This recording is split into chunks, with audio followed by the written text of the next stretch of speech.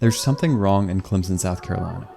The Tigers haven't lost 3 games in a single season since 2014. They're already at that mark now, and we're only 7 games in. Their defense is one of the best units in the country, bolstered by a ton of talent and one of the best defensive coordinators in their game. Their offense can't find a stride whatsoever. There doesn't seem to be a solid answer at quarterback right now, and there's no one else on that unit that's helping him out. Let's dive into some film to see if Florida State has a shot to pull off an upset in Death Valley.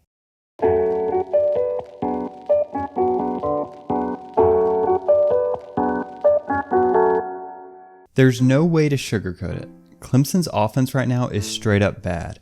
And the first place people look when an offense is struggling as bad as they are is the quarterback position. DJ Uiagalelei has all of the tools that it takes to be a top flight quarterback. And you can see it come out in plays like this, where he just makes throws that are expected of NFL quarterbacks. However, I think Clemson's a little bit too reliant on trying to hit these throws consistently. I think DJ U does his best work in the passing game when he's allowed to get a little bit of a rhythm. This fade out concept allows him to just take one step and release the ball quickly, and this is where he seems the most comfortable. And if the play breaks down, he's got a nice set of wheels and he does well when he's got space in front of him. However, I don't think he uses his frame to best advantage to break through tacklers. Uiagalelei's biggest problem, however, is his consistency. Here it looks like Pitt's playing cover 2 against a smash concept, meaning that this corner route should be wide open. However, Pitt's bracketing this slot receiver, meaning that he's in double coverage. While this isn't necessarily the right read, it does come open late, and a good throw here is a 30-yard gain for the Tigers. Uiagalelei has a tendency to airmail these balls and just throw them completely out of range. However, no team is just one player, and the young quarterback gets very little help from his offensive line and wide receivers. Here you can see a draw plane just get blown up before it ever has a chance to get going. And these offensive line struggles continue in the traditional run game, and they're not able to get much of a push against anybody. These blocking woes extend to their wide receivers as well. They consistently miss blocks on these screen passes, which means that these easy throws for DJ to get into rhythm aren't successful. And when they're not missing blocks, the wide receivers and tight ends are often dropping passes. But to be fair to the players, I don't think offensive coordinator Tony Elliott's putting them in a great position to succeed. Here there's this running back screen called, and this slot receiver is cracking down on the middle linebacker, meaning this Sam backer has no one to stop him from making a big play in the backfield. However, if there is hope for this Clemson offense, it comes in the return of running back Will Shipley, who showed some bright flashes early on in the season. But defensively, it's a totally different story.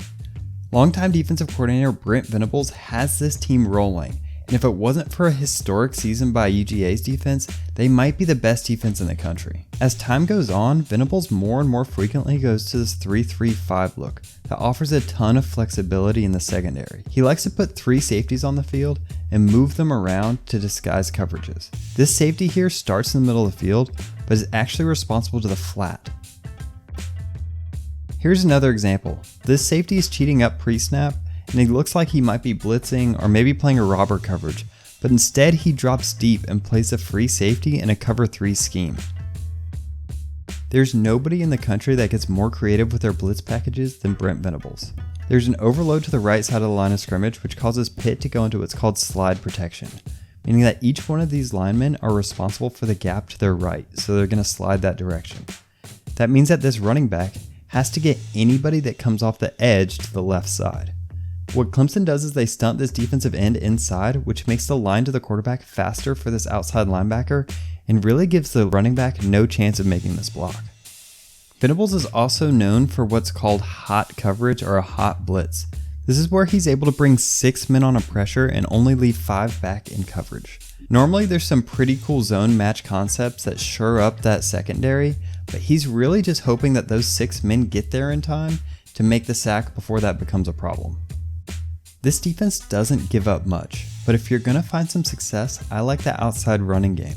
This is a formation that Mike Norvell likes to run often, that has a tight end by himself on one side of the field and 3 receivers on the other. Georgia Tech runs this jet sweep, which forces this cornerback here to take on a tight end out in space. This really is a tale of 2 teams with Clemson. Their offense is stagnant and one of the worst scoring offenses in the country, but their defense is one of the elite units in the country.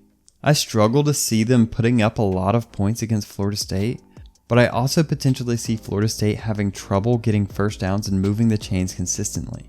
If they have to do that and Florida State's defense has to stay on the field all game, Clemson may find a rhythm and move the ball better than they have against anybody else. But if Florida State can get the ball moving and stay ahead of the chains, then this may be Florida State's best chance to win this matchup in the past 5 years. Thanks for watching, and thanks for all my Patreons who make this channel a possibility. I couldn't be able to do it without you. Check in for the triple option after the game as we give instant reaction, and then a few days later as we do a film review of the full game and break every single thing down for you. Thanks.